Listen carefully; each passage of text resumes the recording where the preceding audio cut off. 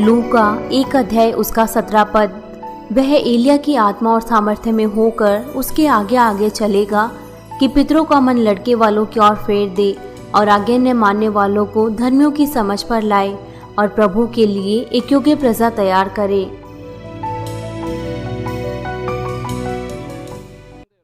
Dear brothers and sisters in Christ, मसीह में प्रिय भाइयों और बहनों members of branch churches of the world, और मानमिन की 11,000 शाखा और संघी कलीसियाओं के सदस्य और कोरिया की शाखा और संघी कलीसियाओं के सदस्य all the brothers and sisters who are attending और वो सभी भाई और बहन जो इंटरनेट और सैटेलाइट के द्वारा इस सभा में शामिल हैं और सभी टीवी के दर्शकों, This is the 16th session of ये भलाई का 16वां सत्र है and it's the second और ये एलिया की भलाई का दूसरा संदेश है।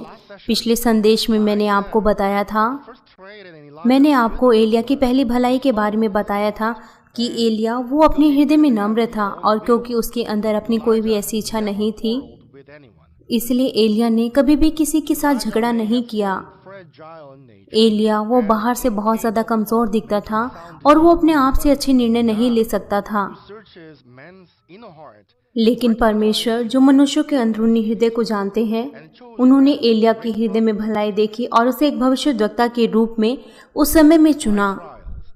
God परीक्षाओं के द्वारा परमेश्वर ने एलिया को उसे और ज्यादा सामर्थ्य के साथ भरा to be confident और वो अपने आप में साहसी बनने पाया और उसने परमेश्वर के बहुत से अद्भुत चिन्ह और चमत्कार दिखाए। Israel back from एलिया ने मूर्ति पूजा से इज़राइल के लोगों को फेरा। Elijah had holy जब एलिया वो पवित्रता के साथ परमेश्वर के द्वारा दिए गए कर्तव्य को पूरा कर रहा था, तब परमेश्वर ने एलीशा को उसका उत्तराधिकारी चुना to have और एलिया को जीवित ही स्वर्ग में उठा लिया।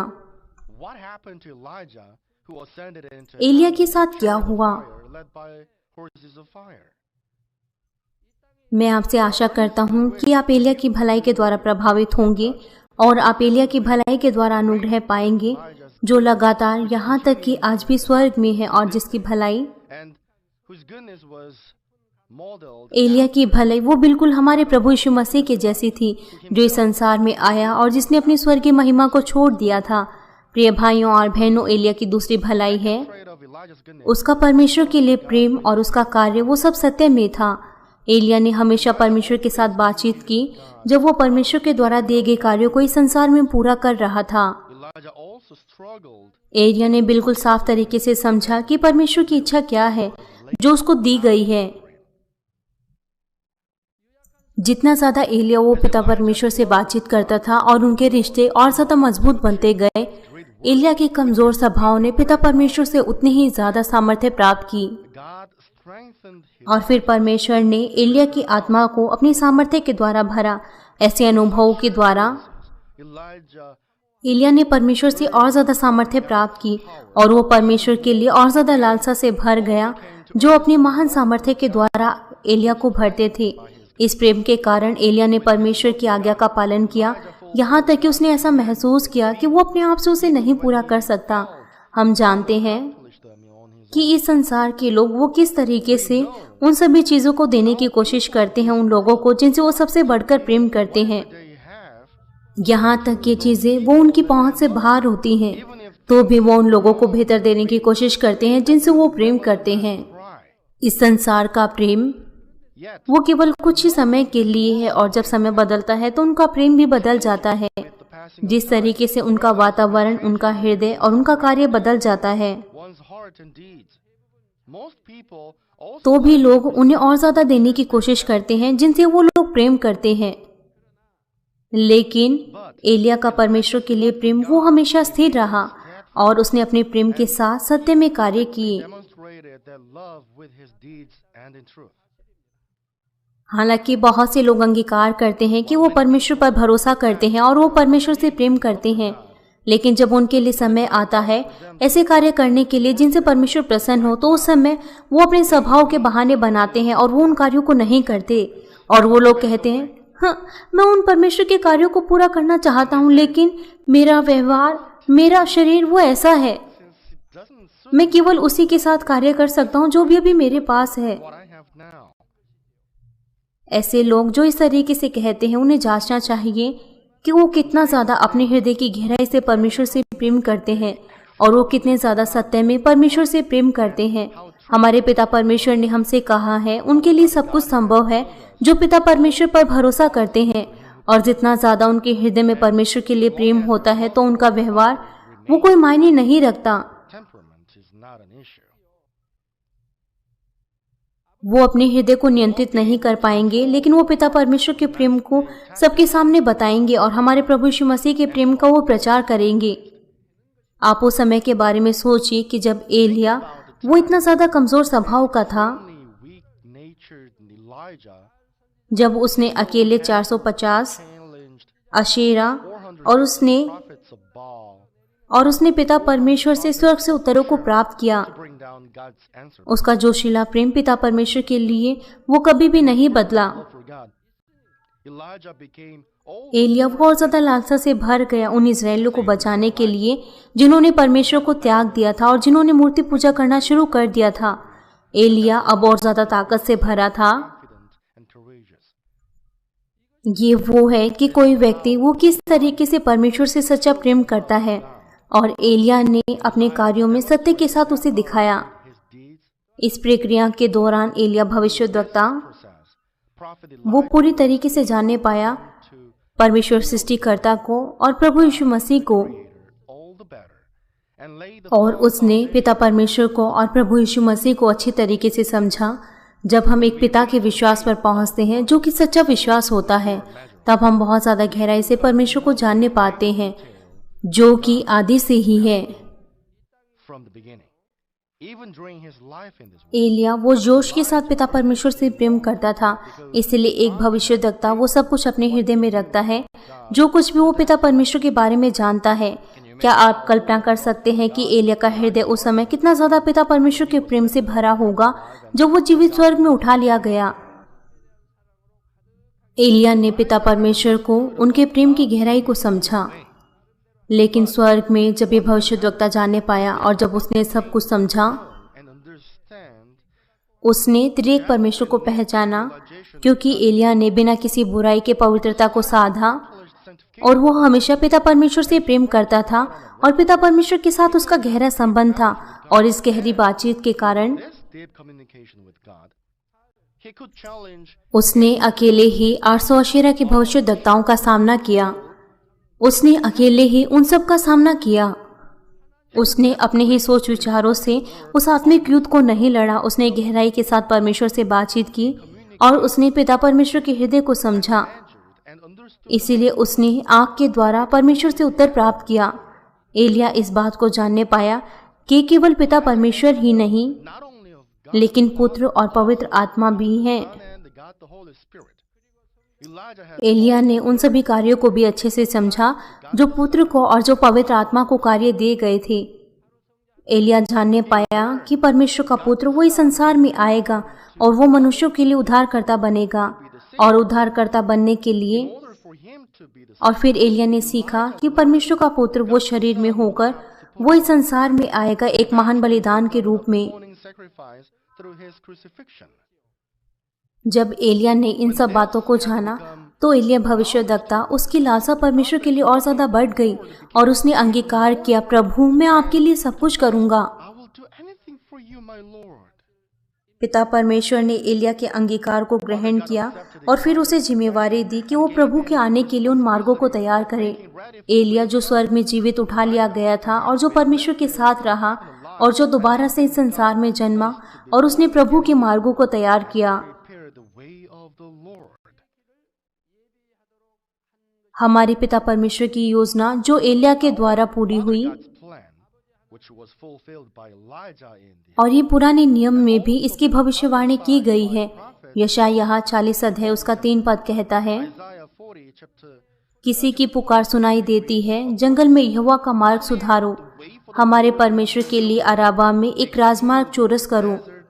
और मलाकी 4 अध्याय उसका 5 और 6 पद कहता है, and Malachi देखो यहोवा के उस बड़े और भयानक दिन के आने से पहले मैं तुम्हारे पास एलिया नबी को भेजूंगा, और वह माता पिता के मन को उनके पुत्रों की ओर और पुत्रों के मन को उनके माता पिता की ओर फेरेगा, ऐसा ना हो कि मैं आकर पृथ्वी को सत्यानाश करूं।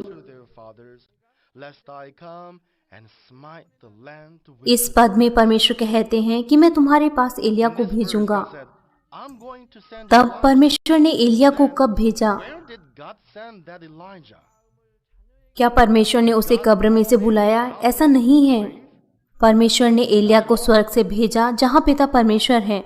परमेश्वर ने एलिया को स्वर्ग से भेजा। परमेश्वर ने यह भविष्यवाणी की कि वो एलिया को इस संसार में दोबारा से भेजेगा।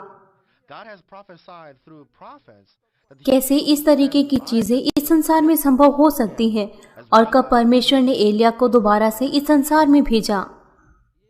कृपया करके आप इसे अपने मन में रखें कि ये बिल्कुल उस चीज से अलग है जो बुद्ध लोग सिखाते हैं,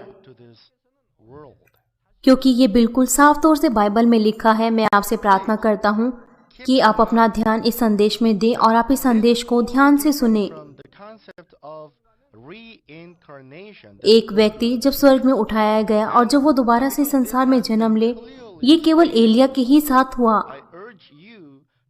और ये केवल मनुष्य के इतिहास में एक ही बार हुआ। तब कैसे एलिया वो स्वर्ग में जीवित उठा लिया गया और वो कैसे संसार में दोबारा से जन्मा। किसी चीज को बनाने के लिए परमेश्वर को उसमें आत्मा डालना पड़ता है। अगर उसमें आत्मा नहीं है तब मनुष्य वो जानवरों से अलग नहीं होगा, वो जानवरों के ही समान होगा। आप इस बात की कल्पना कीजिए जो कि मनुष्य की योग्यताओं से असंभव है। आप कल्पना कीजिए कि अगर मनुष्य का क्लोन बनाया जाए, अगर 100 सालों के बाद ऐसा बनाना संभव हो, तब परमेश्वर फिर उसमें आत्मा नहीं देंगे उस मनुष्य के क्लोन में। इसीलिए लोग वो उसे मनुष्य के समान बना सकते हैं, लेकिन उसके पास मनुष्य जैसा शरीर होगा, लेकिन उसके अंदर कोई आत्मा नहीं होगी और वो बिल्कुल जानवरों की तरह होगा। इसीलिए वो व्यक्ति जिसने प्रभु के आने के मार्गों को तैयार किया, परमेश्वर ने एलिया के हृदय को उस आत्मा में डाला। परमेश्वर ने एलिया की आत्मा को नहीं, उसने उस आत्मा को डाला जिसमें एलिया का हृदय था। क्योंकि हमारे प्रभु यीशु मसीह वो पवित्र आत्मा के द्वारा कुंवारी मरियम के गर्भ में पैदा हुआ। उन्होंने शारीरिक तौर से और आनुवांशिक तौर से अपने माता पिता से कुछ भी प्राप्त नहीं किया और परमेश्वर की आत्मा यीशु में भेजी गई जिसमें यीशु का हृदय था। लेकिन एलिया के लिए ये सभी बातें अलग थी और वो आत्मा जिसमें एलिया का हृदय था वो उसमें दी गई और फिर उसे अपने माता पिता से उनकी ऊर्जा और उनका स्वभाव प्राप्त होता है। इसलिए उन सभी गर्भवती महिलाओं में से जिन्हें पिता परमेश्वर ने भला जाना, उनमें से एक महिला के अंदर पिता परमेश्वर ने उस आत्मा को भेजा जिसमें एलिया का हृदय था।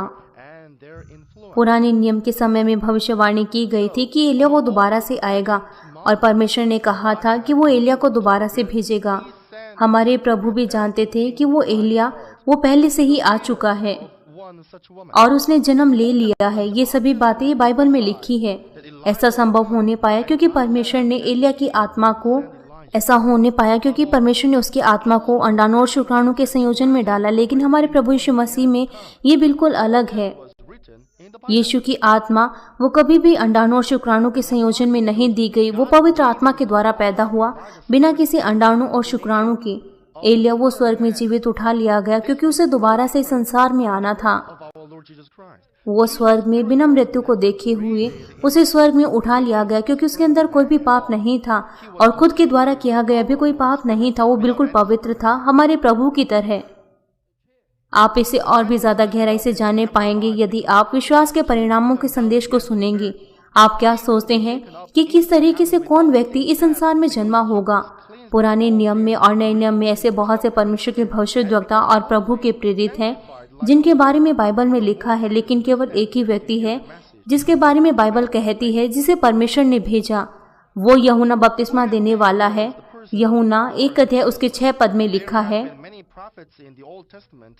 और बाइबल के बहुत से भागों में इस बात का प्रमाण है कि यूहन्ना बपतिस्मा वाले के अंदर एलिया की आत्मा थी। वह एलिया की आत्मा और सामर्थ्य में होकर उसके आगे आगे चलेगा कि पितरों का मन लड़के वालों की ओर फेर दे और आज्ञा ने मानने वालों को धर्मियों की समझ पर लाए Scripture और प्रभु के लिए एक योग्य प्रजा तैयार करें। who will go as a forerunner before him. जिब्राइल स्वर्गदूत ने इन सभी बातों को जकरिया से कहा, जो यूहन्ना बपतिस्मा देने वाला का शारीरिक पिता था, कि बहुत जल्दी ही एक पुत्र पैदा होगा। और लूका 3 अध्याय उसका 4 पद भी इस बात का प्रमाण देता है।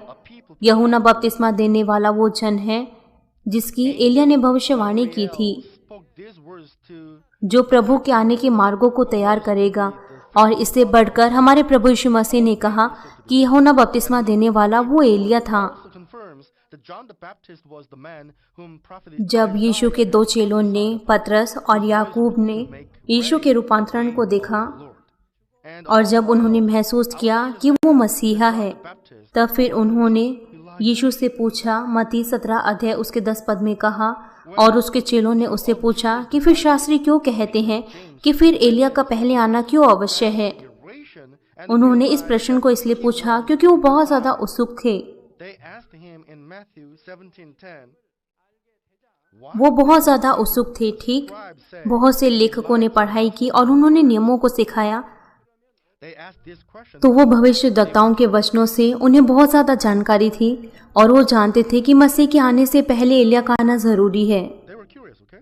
उनके प्रश्नों के लिए यीशु ने उनको उत्तर दिया। मत्ती 17 अध्याय उसके 11 और 12 पद में उसने उत्तर दिया कि एलिया तो आएगा और सब कुछ सुधारेगा, परंतु मैं तुमसे कहता हूँ कि एलिया आ चुका है और उन्होंने उसे नहीं पहचाना, परंतु जैसा चाहा वैसा ही उसके साथ किया। इसी रीति से मनुष्य का पुत्र भी उनके हाथों से दुख उठाएगा। तब चेलों ने समझा कि उन्होंने हमसे यूहन्ना बपतिस्मा देने वाले के विषय में कहा है। Came, and they didn't recognize him, but did to him. इसीलिए एलिया वो पहले से ही आ चुका है, लेकिन इज़राइल के लोगों ने उसे नहीं पहचाना, लेकिन इसकी बजाय उन्होंने उसके साथ गलत व्यवहार किया। He said, इसीलिए यीशु मसीह कहते हैं कि एलिया वो पहले से ही आ चुका है, लेकिन उन्होंने उसको नहीं पहचाना और उन्होंने वो किया जो भी वो करना चाहते थे। but the people और यीशु ने भविष्यवाणी की instead, कि वो भी बुरे लोगों के हाथों में सताया जाएगा। regarding this, Jesus said, Elijah already came, and they didn't recognize him, but did to him what तब वो समझ गए they beheaded him. कि यूहन्ना बपतिस्मा देने वाले के विषय में कह रहा है। बहुत से पुराने और नए नियम के पद वो यूहन्ना बपतिस्मा देने वाले के बारे में बताते हैं। इसीलिए बाइबल से हम समझ सकते हैं कि यूहन्ना बपतिस्मा देने वाला वो एलिया था। हमारे प्रभु यीशु मसीह वो स्वयं में परमेश्वर थे और वो दोष रहित और वो दाग रहित थे और वो सच्चे ज्योति थे। We can learn that John the Baptist was Elijah. वो जिसने प्रभु यीशु मसीह के मार्गों को तैयार किया, जो कि सच्ची ज्योति थी, उसे शुद्ध और उसे सिद्ध होना चाहिए था। He is spotless and blameless, and he is the true light. Pastor और शिक्षक उन्हें कलीसिया के सदस्यों को केवल परमेश्वर के वचन ही नहीं सिखाना चाहिए, उन्हें कम से कम तीसरे और चौथे विश्वास के स्तर में आना चाहिए, बहुत सी आत्माओं को बेहतर स्वर्गीय राज्य में उनकी अगुवाई करने के लिए, और इससे बढ़कर उन्हें 5वें विश्वास के स्तर की ओर जाना चाहिए। अगर वो दूसरे और तीसरे विश्वास के स्तर पर लंबे समय तक रुके रहते हैं तो बहुत से लोगों को नहीं सिखा पाएंगे, और ये उनके लिए ठीक नहीं है कि वो उन्हें केवल बाइबल का ज्ञान सिखाए बिना अभ्यास किए। पास्टर्स को उन्हें परमेश्वर के वचनों का अभ्यास करना चाहिए और उन्हें विश्वास के चौथे और 5वें स्तर में आना चाहिए। Right for them to teach others only the knowledge of the Bible. अगर वो अभ्यास नहीं करते और वो केवल दूसरों को सिखाते हैं तो हमारे प्रभु कहते हैं कि वो झूठे हैं और वो कपटी हैं। Or fifth level of faith. कुछ ऐसे लोग हैं जो केवल परमेश्वर के वचनों को दूसरों को सिखाते हैं, वो खुद में अभ्यास नहीं करते। Our Lord said, इसीलिए आपको कम से कम विश्वास के चौथे और 5वें स्तर में आना चाहिए ताकि आप परमेश्वर के वचनों को सिखा सकें। केवल तभी आप दूसरों को सिखा सकेंगे और उनकी अगुवाई बेहतर स्वर्ग में कर सकते हैं और यरूशलेम की ओर। जब तक आप परमेश्वर के वचनों का अभ्यास नहीं करते तो आप कपटी हैं। only then can you teach others to go in. बहुत से लोग वो मूसा के नियम को सिखाते हैं लेकिन वो खुद उसका पालन नहीं करते। मैं आशा करता हूँ कि आप बिना अभ्यास किए हुए आप दूसरों को नहीं सिखाएंगे। इसलिए हमारे पिता परमेश्वर ने एलिया को भेजा जो संपूर्ण आत्मा में था और जो स्वर्ग में जीवित उठा लिया गया था, और वो फिर दोबारा से इस संसार में आया। दूसरा कारण जिसके कारण से परमेश्वर ने एलिया को चुना, क्योंकि उसका प्रेम वो बहुत ज्यादा जोश के साथ भरा था और एलिया ने अंगीकार किया, प्रभु मैं आपके लिए सब कुछ करूंगा। was because in his fervent love for the Lord, इसीलिए अब मैं आपको उस बातचीत को बता सकता हूँ जो भी पिता परमेश्वर और एलिया के बीच में हुई, क्योंकि पिता परमेश्वर ने मुझे बताया है। जब पिता परमेश्वर ने एलिया को दोबारा से इस संसार में जाने के लिए कहा तो उसने उत्सुक हृदय के साथ उस बात का आमीन के साथ पालन किया, क्योंकि एलिया वो इस संसार में रहा था और उसने स्वर्ग की महिमा भी ली थी। इसलिए वो अच्छे तरीके से जानता था कि इस संसार में आने का मतलब क्या है, in this world and was enjoying the glory क्योंकि एलिया वो परमेश्वर से बहुत ज्यादा प्रेम करता था। of returning to this world. जिस तरीके से वो उन बातों के बारे में जानना पाया कि हमारे प्रभु वो किन बातों को सहेंगे, इसीलिए एलिया दोबारा से संसार में आने के लिए कभी भी हिचकिचाया नहीं, लेकिन इसके बदले उसने आनंद और धन्यवाद के साथ उसने आज्ञा का पालन किया। परमेश्वर ने एलिया की इस भलाई को ईमानदारी माना The command in joy and gratitude. और भविष्यद्वक्ताओं को सत्य के साथ परमेश्वर से प्रेम करना चाहिए, केवल अपनी जीभ के द्वारा ही नहीं बल्कि अपने कार्यों के द्वारा। लेकिन हम आज के लोगों के बारे में क्या कह सकते हैं? जब वो प्रभु से पहली बार मिलते हैं तो उनका प्रेम पहले जोश के साथ भरा होता है Of people today, when they first और उनका धन्यवादी प्रेम वो उमड़ता रहता है और वो लोग अंगीकार करते हैं कि मैं परमेश्वर के लिए कुछ भी करूंगा, मैं परमेश्वर के वचनों के अनुसार जीऊंगा, मैं सब कुछ प्रभु के लिए दे दूंगा। I will live by God's word. लेकिन उनमें से केवल कुछ ही लोग हैं जो अपने अंगीकार को उसे पूरा करते हैं अपने कार्यों के द्वारा, बिना अपने हृदय को बदले हुए। Only a few of them hold fast उदाहरण के लिए passions of परमेश्वर उनसे ये नहीं कहते कि वो किसी गांव में जाएं और वो सबको सुसमाचार का प्रचार करें अपने जीवन को जोखिमों में डालते हुए, ask them to go लेकिन वो यहाँ तक कि अपने होठों को भी नहीं खोल पाते और उन लोगों के सामने नहीं जा पाते। lives, but they cannot even open the परमेश्वर ने उनको ऐसा करने के लिए नहीं कहा कि वो अपना सब कुछ दे दे, लेकिन यहाँ तक कि लोग पिता परमेश्वर की आज्ञाओं का पालन नहीं करते, जिस तरीके से अपना संपूर्ण दशांश देना, जबकि परमेश्वर ने हमसे कहा है कि वो फिर हमें आशीषें देंगे। जो लोग सचमुच में परमेश्वर से प्रेम करते हैं वो न केवल पिता परमेश्वर की इच्छा और उनके वचनों के अनुसार जीते हैं, लेकिन वो परमेश्वर की राज्य और धार्मिकता के लिए भी कार्य करते हैं, और परमेश्वर की इच्छा को पूरा करने के लिए उन्हें सबसे आगे होना चाहिए। जिस तरीके से एक गर्म पानी की केतली वो भाप से भरी रहती है, उसी तरीके से वे लोग जो परमेश्वर से सच्चा प्रेम करते हैं उनके कार्यों के द्वारा और उनके होठों के द्वारा स्वाभाविक है कि पिता परमेश्वर का प्रेम उनके द्वारा दिखाया जाएगा। love God. हमें उन सभी कार्यों को पूरा करना चाहिए जिसके द्वारा हम अपने पिता परमेश्वर को खुश कर सकते हैं। उदाहरण के लिए यीशु ने कभी भी किसी के साथ लड़ाई झगड़ा नहीं किया और सड़कों पर उसकी आवाज कभी भी नहीं सुनी, लेकिन यीशु ने क्या किया उन लोगों के साथ जो परमेश्वर के पवित्र मंदिर में वो वहां पर भेड़ों को और बैलों को बेच रहे थे। What did Jesus यूहन्ना 2 अध्याय उसका 14 से 16 पद कहता है, in John chapter 2 verse और उसने मंदिर में बैल और भेड़ और कबूतर के बेचने वालों और सरफों को बैठे हुए पाया और रस्सियों का कोड़ा बनाकर सब भेड़ों और बैलों को मंदिर में से निकाल दिया और सरफों के पैसे बिखरा दिए और पीढ़ों को उलट दिया and the money और कबूतर बेचने वालों से कहा, इन्हें यहाँ से ले जाओ, मेरे पिता के भवन को व्यापार का घर मत बनाओ। out of the temple with और उसने मंदिर में बैल, भेड़ों और कबूतर के बेचने वालों और सरफों को बैठे हुए पाया और रस्सियों का कोड़ा बनाकर उसने सब भेड़ों और सब बैलों को मंदिर में से निकाल दिया और सरफों के पैसे बिखरा दिए और उसने उनके पेड़ों को उलट दिया। और जो कबूतर बेचने वाले थे उनसे कहा, इन्हें यहाँ से ले जाओ, मेरे पिता के भवन को व्यापार का घर मत बनाओ। 2000 years ago the sellers 2000 साल पहले बैल और भेड़ों को बेचने वाले वो परमेश्वर के पवित्र मंदिर के अंदर नहीं जा सकते थे, priests could enter there. लेकिन वहां पर केवल याजक और वहां पर महायाजक ही केवल जा सकते थे। Sellers and money changers were at the सब भेड़ और बकरियों को बेचने वाले sell वो परमेश्वर के पवित्र मंदिर में नहीं थे, वो परमेश्वर के पवित्र मंदिर के बाहर उस आंगन में थे और वहां पर वो केवल उन चीजों को बेच रहे थे जो लोगों की माफी के लिए बलिदान करके चढ़ाई जाती। लेकिन यीशु ने वहां पर डांटा और उन्हें मंदिर में से बाहर निकाल दिया गया, changers and over वो भेड़ और बैल, और उन्होंने उन सभी सरफों की पीढ़ों को उलट दिया। and gentle beyond our measure. But he did all हमारे प्रभु वो बहुत ज्यादा दीन और नम्र है, हमारी सोच से भी परे, लेकिन उन्होंने ये सब कार्य किए। ये सभी चीजें हमें बताती हैं कि उन्होंने किस तरीके का कार्य किया और उन्होंने उनसे कहा कि इन सब चीजों को दूर ले जाओ और मेरे पिता के भवन को व्यापार का घर मत बनाओ। यूहन्ना 2 अध्याय उसका 17 पद कहता है, तब उसके चेलों को स्मरण आया कि लिखा है कि तेरे घर की धुन वो मुझे खा जाएगी।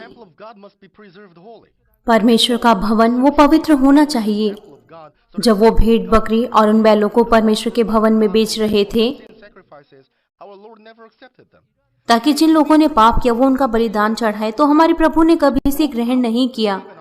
उन्होंने उन सभी रस्सियों को लेकर उन सभी बैल, उन सभी भेड़ों को वहां से निकाल दिया और रस्सियों का कोड़ा बनाकर उन बैल और भेड़ों को वहां से निकाल दिया।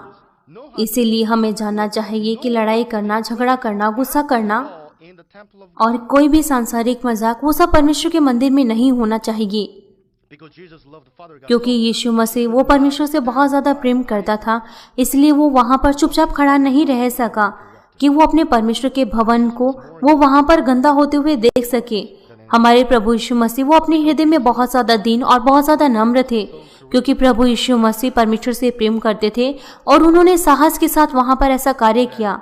तब कोई व्यक्ति, कोई कैसे अपने वातावरण का, अपने व्यक्तित्व का भावना बना सकता है पिता परमेश्वर के कार्यों को करने के लिए। इस संसार में ऐसा कहा जाता है कि प्रेम वो आपको अंधा कर देता है। जब आप आत्मिक तौर से जोश के साथ पिता परमेश्वर से प्रेम करते हैं तो आपके आसपास के लोग वो आपके लिए कोई मायने नहीं रखेंगे। आप केवल और केवल पिता परमेश्वर की इच्छा के बारे में सोचेंगे और आप उन कार्यों को पूरा करने के लिए जितना ज्यादा आपसे संभव हो सके आप उन कार्यों को करेंगे। मसीह में प्रिय भाइयों और बहनों, जब मैं पहली बार परमेश्वर से मिला और मैंने परमेश्वर के प्रेम को अनुभव किया तो मेरा प्रेम वो किसी भी परिस्थिति में नहीं बदला। उस क्षण से लेकर जब मैंने पहली बार प्रभु को ग्रहण किया, जब से मैं प्रभु से मिला, पहले मैं नहीं जानता था कि परमेश्वर कौन है और प्रभु यीशु मसीह कौन है। मैंने केवल अपने पिता और अपने प्रभु से प्रेम किया बिना किसी कारण को जाने हुए। मैं सभाओं में गया, मैंने प्रार्थना की और मैंने बाइबल पढ़ी। तब मैं धीरे धीरे करके समझने पाया कि परमेश्वर कौन है और प्रभु यीशु मसीह कौन है। जितना ज्यादा मैंने उनको समझा तो उतनी ही ज्यादा गहराई के साथ मैं उनसे प्रेम करता गया। आपकी बेहतर समझ के लिए मैं आपको कुछ उदाहरण देता हूँ। 3 साल की लड़की का नाम, जिसका नाम ईजी है, उसने अपनी गवाही दी पिछले सप्ताह। वो एक्टोपिक डर्माटाइटिस से वो बहुत ज्यादा पीड़ित थी। जब उसके माता और पिता, जब वो पहली बार उसे मेरे पास लेकर आए, उसने मुझसे अपने मुंह को मोड़ लिया जब मैंने उस पर अपने हाथों को रखा और जब मैं उसके लिए प्रार्थना कर रहा था। वो कोशिश कर रही थी कि वो मेरी ओर ना देखे, क्योंकि उसने महसूस किया और उसने अपनी आंखों को मुझसे फेर लिया। क्योंकि वो मुझे नहीं जानती थी, इसलिए वो थोड़ा सा मुझसे डर रही थी, क्योंकि वो मुझे नहीं जानती थी। लेकिन उसके साथ कुछ अलग हुआ। जब मैंने उसके लिए प्रार्थना की तो वो चंगी हो गई और उसका सारा का सारा दर्द और उसके सारा का सारा रोग वो चला गया। अब उसके पास कोई दर्द नहीं है। अब वो मुझे थोड़ा सा जानने पाई। अब वो मुझे बहुत ज्यादा पसंद करती है। जब भी रविवार की सुबह की सभा खत्म होती है तब वो मुझे कहती है, पापा। अब वो मुझे जानने पाई, अब वो मुझसे प्रेम करने पाई। जितना ज्यादा उसने मुझे पहचाना, अब वो मुझसे बहुत ज्यादा प्रेम करती है। जब भी वो मुझसे मिलती है तब वो कोशिश करती है कि वो मेरे गले मिले और वो मुझे किस करे। जितना ज्यादा वो मुझे जानने लगी उतना ही ज्यादा वो मुझसे प्रेम करने लगी। और उसी तरीके से जितना ज्यादा मेरा ज्ञान वो प्रभु और पिता परमेश्वर के लिए बढ़ता गया, उतना ही ज्यादा मैं अपने हृदय की गहराई के साथ उनसे प्रेम करता गया। और जिस हद तक मैंने परमेश्वर के प्रेम को जाना, जो परमेश्वर ने अपने प्रेम के द्वारा तैयार किया है, और स्वर्ग के बेहतर स्थान, तब मैं और ज्यादा अपने प्रभु और अपने परमेश्वर से प्रेम करने लगा। और उन सभी विश्वास के पिताओं से प्रेम करता हूँ, क्योंकि उन्होंने परमेश्वर से प्रेम किया। 7 साल के उस बीमार पीड़ा के समय मैंने मृत्यु से पहले अनंत जीवन का स्वाद लिया। जिस तरीके से परमेश्वर ने मुझे अपनी सामर्थ्य के द्वारा चंगा किया, जिस तरीके से पिता, अब वो मेरा सब कुछ बन गया है। और जब भी मैं प्रभु यीशु मसीह के बारे में सोचता हूँ, उस प्रेम के बारे में सोचता हूँ जो मेरे लिए उस क्रूस पर मरा, तो मैं उनके लिए हर एक परिस्थितियों में धन्यवादी हो सकता हूँ। जिस तरीके से मैंने उनके वचनों को जाना, अब मैं उन सभी चीजों को दूर कर दूंगा जो भी वो मुझसे कहते हैं, और उन सभी चीजों को करूंगा जो भी वो मुझसे करने को कहते हैं। और उनकी सभी आज्ञाओं का पालन करूंगा, तो फिर मैं कैसे कह सकता हूँ कि ये मुश्किल और मैं नहीं कर सकता अगर ये मेरे पिता परमेश्वर की आज्ञा है। क्योंकि पिता परमेश्वर की हर एक आज्ञा और उनके हर एक वचन जो भी उन्होंने हमसे दिए हैं वो हमारी आशीषों के लिए हैं और हम इसे कर सकते हैं, और सभी चीज़ों को खुशी और आनंद के साथ हम इसे कर सकते हैं। यहाँ तक कि कई बार उनकी आज्ञाएं हमारे लिए मुश्किल दिखती हैं, तो भी मेरा प्रेम पिता परमेश्वर के लिए हमेशा बढ़ता गया और मैंने हमेशा आमीन के साथ उसका पालन किया। मैंने आपको पिछले सत्र में बताया था कि किस तरीके से जिस समय पिता परमेश्वर ने मुझे अपने दास के रूप में बुलाया, लेकिन मैंने उनका पालन किया और मैंने उन सभी चीज़ों का पालन किया जो भी पिता परमेश्वर ने मुझसे करने को कहा, चाहे वो चीज़ें मेरी नज़र में असंभव थी। मैंने हर एक प्रकार के परमेश्वर की इच्छाओं का पालन किया। जब से मैं पिता परमेश्वर का दास बना तो मैंने पिता परमेश्वर के बारे में जो कि जीवित है और यीशु जो हमारा उद्धार करता है, मैंने उनके बारे में प्रचार किया। अगर कुछ ऐसा होता कि अगर वो परमेश्वर की महिमा के लिए है तो मैंने उसका प्रचार किया। मैंने इस बात की चिंता नहीं की कि लोग मेरे बारे में क्या कहेंगे। मुझे किसी से भी डर नहीं था। 1998 में जून और जुलाई में मैंने अक्सर एल्डर बीन के साथ बातचीत की और मैंने एल्डर बीन से कहा कि बहुत से लोग मुझ पर दोष लगाएंगे, लेकिन मेरे पास और कोई मार्ग नहीं है। मैं परमेश्वर की उस इच्छा का सबके सामने प्रचार करूं। मैं पहले से जानता हूं कि लोग मुझ पर दोष लगाएंगे और बहुत सी कलीसियां वो मुझ पर दोष लगाएंगी, क्योंकि मैं पिता परमेश्वर के उस आत्मिक गहरे भेदों को बताता हूं। और अब मैं जानता हूं कि वो कितने ज़्यादा जलन से भर जाएंगे। यहाँ तक कि मैं इस बात को जानता था, लेकिन मैंने पिता परमेश्वर के आत्मिक भेदों के बारे में मैंने प्रचार किया। मैंने एल्डर बीन से इन बातों को कहा। मैंने उन बातों का प्रचार मैंने सबके सामने किया और मैंने उन सभी भेदों को बताया जो भी पिता परमेश्वर ने मुझे बताए थे। पिता परमेश्वर, आप इन भेदों को मुझे बताने दीजिए ताकि इस कलीसिया के बहुत से लोग वो आत्मिक बहाव में आ सके।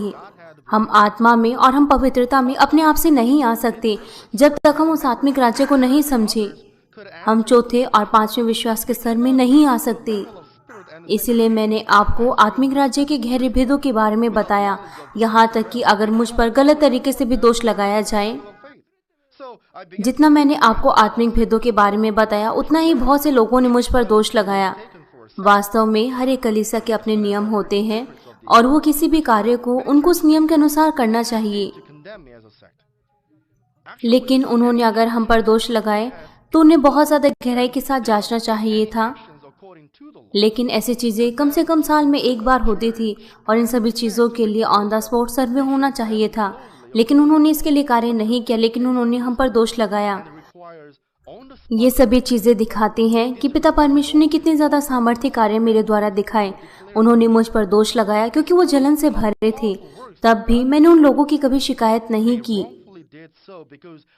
और न ही मैंने कभी कोई बहाना बनाया।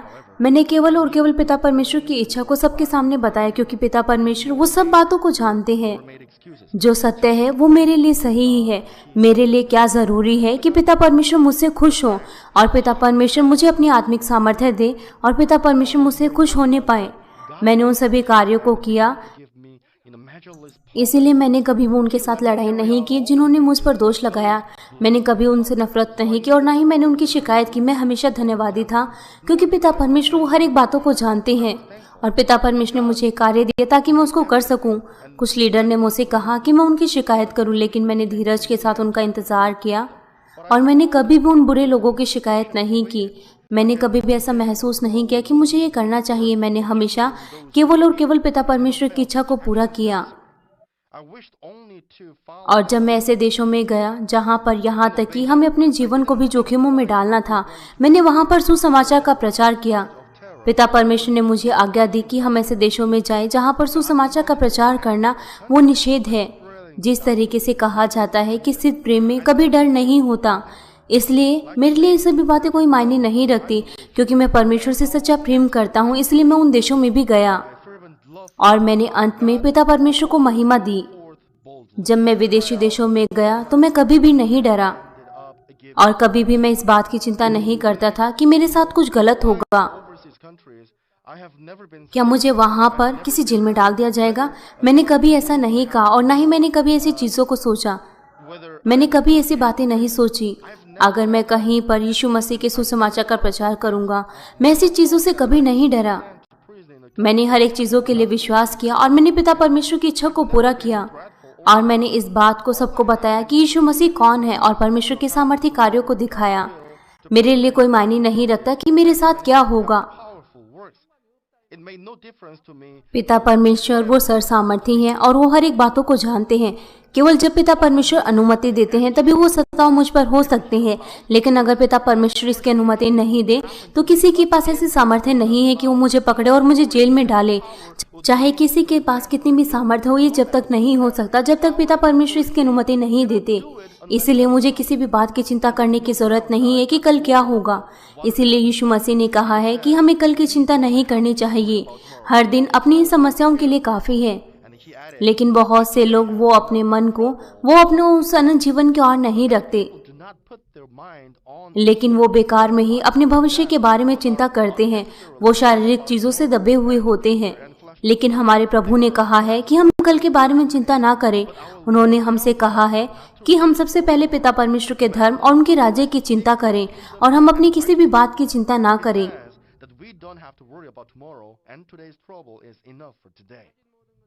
और पिता परमेश्वर के राज्य को पूरा करने के लिए मैंने हमेशा अपने पिता को अपना समय, अपना धन, अपना सब कुछ दे दिया, जो भी कुछ मेरे पास था। और जब मेरे पास कुछ देने को नहीं था तो मैंने विश्वास के द्वारा दिया। यहाँ तक कि मेरे पास देने के लिए कुछ नहीं था, तब मैंने विश्वास किया और तब मैंने पाया और तब मैंने उनको दिया। अगर मैं कुछ चाहूँ तो मैं हमेशा पिता परमेश्वर को अपना सब कुछ देना चाहता हूँ, क्योंकि मैं उनसे सबसे ज्यादा प्रेम करता हूँ और अपने उद्धारकर्ता प्रभु यीशु मसीह को भी। और भविष्य में भी ऐसा ही होगा। जिस तरीके से परमेश्वर ने हमसे कनानो ग्रैंड सेंचुरी को बनाने के लिए कहा है, तो हमने उसके लिए लगातार प्रार्थनाएं की हैं। यहाँ तक कि हमारे लिए एक बड़ी बात थी, लेकिन जब समय आएगा तो वो सभी के सभी कार्य पूरे होंगे। मैंने कभी भी इस बात के लिए शोक नहीं किया, पिता आप इतने ज्यादा लंबे समय से कैसे आप मुझे ये बोझ दे सकते हैं। जब से पिता परमेश्वर ने मुझसे कहा कि मैं बहुत से राष्ट्रों के राजाओं से मिलूंगा कनानो ग्रैंड सेंचुरी को बनाने के लिए, तो मेरे पास कभी भी कमजोर विश्वास नहीं था। कैसे मैं उनका सामना करूंगा, कैसे मैं उनके हृदय को प्रभावित करूंगा। मैंने कभी भी किसी बात पर संदेह नहीं किया कि मैं कैसे बहुत से राष्ट्रों के राजाओं से मिलूंगा, कैसे मैं उनसे बातचीत करूंगा। मैंने केवल और केवल प्रार्थना की और मैंने इस बात पर विश्वास किया कि पिता परमेश्वर के वचन वो पूरी तरीके से पूरे होंगे। अगर पिता परमेश्वर की महान महिमा और पिता परमेश्वर की सृष्टि किसी सुंदर भवन के द्वारा दिखाई जा सकती है, तो मैं उन सब चीजों को करने के लिए तैयार हूँ जो भी पिता परमेश्वर मुझसे करने के लिए कहते हैं। मैं आपसे आशा करता हूँ कि आप में से सभी वो इस बात को याद रखेंगे कि जब आप हमारे पिता परमेश्वर से प्रेम करते हैं और आप उन पर भरोसा रखते हैं, तो आप इस योग्य होने पाएंगे और आप अंगीकार करेंगे कि मैं सब कुछ कर सकता हूँ, और आप परमेश्वर के प्रेम को सत्य के द्वारा अपने कार्यों को दिखाएंगे। जब मैं इस वेदी पर आ रहा था तो पास्टर जुनसन ली ने मुझे अपनी गवाही को दिया। उन्होंने कहा कि उन्होंने जब उस सामर्थी रुमाल को एक मरे हुए व्यक्ति के लिए प्रार्थना की तो उन्होंने इस बात पर विश्वास नहीं किया था कि यहाँ तक कि मरा हुआ व्यक्ति भी जीवित हो सकता है। यह इसीलिए था क्योंकि उस व्यक्ति में से बहुत ज्यादा गंदी बदबू आ रही थी।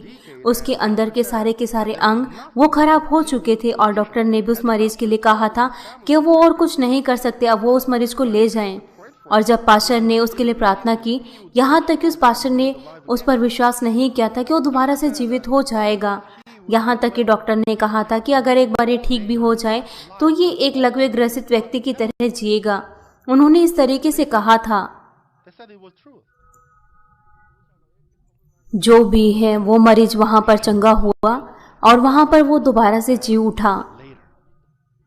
जब इस तरीके के चिन्ह और चमत्कार उसके साथ हुए तो पास्टर वो भी आश्चर्यचकित हुई, क्योंकि उसने इस बात के लिए विश्वास नहीं किया था। और उसके परिवार ने भी बहुत सी आशीषें प्राप्त की। उसके परिवार को भी जब उसको अस्पताल से छुट्टी मिल रही थी तो उन्हें $20,000 से भी ज्यादा वहां पर पैसे देने थे, लेकिन सरकार के द्वारा जो उनकी फीस थी वो कम हो गई। ये कितनी अद्भुत आशीषें हैं। इसलिए वो पास्टर वो बहुत ज्यादा उत्साहित थी और उन्होंने मुझे इस गवाही को बताया। मैं आपको इस संदेश का निष्कर्ष देता हूँ मसीह में प्रिय भाइयों और बहनों, ये एलिया की भलाई का दूसरा सत्र है और मैंने आपको बताया कि एलिया ने किस तरीके से परमेश्वर से प्रेम किया और उसने अपने सत्य में कार्यों को दिखाया। although Elijah may have यहाँ तक कि एलिया वो बाहर से अपने स्वभाव में कमजोर दिखता था, लेकिन जितना ज्यादा वो अपने हृदय में लालसा से भरा था, उतना ही ज्यादा साहस के साथ उसने परमेश्वर की इच्छा को पूरा किया। once he came face to face with जब वो तिरेक परमेश्वर के सामने आया स्वर्ग में, तो उसकी लालसा वो और ज्यादा बढ़ गई और उसने अंगीकार किया, प्रभु मैं आपके लिए सब कुछ करूंगा। और एलिया ने पूरी तरीके से अपने कार्यों के द्वारा सत्य में उन सभी कार्यों को दिखाया अपने प्रेम के द्वारा। session of the series on अगले संदेश में मैं आपको बताऊंगा कि किस तरीके से एलिया ने लगातार अपनी उस भलाई के हृदय को दिखाया जब वो दोबारा से इस संसार में आया। भलाई के संदेश का वो अंतिम सत्र होगा। मैं आपको लगातार भलाई के बारे में बता सकता हूँ केवल जब मैं चाहता हूँ। बाइबल में ऐसे बहुत से और उदाहरण हैं और ऐसी बहुत सी महिलाएं हैं, लेकिन समय की कमी के कारण मैं भलाई के संदेशों की श्रृंखला को अगले सत्र में मैं खत्म कर दूंगा। इसीलिए वो भलाई का अंतिम संदेश होगा। with Elijah एलिया की भलाई और उसका प्रेम हम उसके द्वारा देख सकते हैं कि हमें कभी भी कोई बहाना बनाने की जरूरत नहीं है अगर हमारे अंदर सच्चा प्रेम हो। और इसके साथ जब पवित्र आत्मा वो हमारे अंदर रहता है और जब पवित्र आत्मा हमारी कमजोरियों में हमारी मदद करता है। and और रोमियो 8 अध्याय उसके 37 पद में भी कहा गया है, परंतु इन सब बातों में हम उसके द्वारा जिसने हमसे प्रेम किया है जीवन से भी बढ़कर हैं who loved us होने पाए। आप और ज्यादा पिता परमेश्वर से प्रेम करने पाए और आप हर दिन अपना हर एक पल उस प्रेम में रहने पाए। एलिया की भलाई का अनुसरण करते हुए प्रभु यीशु मसीह के नाम से मैं प्रार्थना करता हूँ।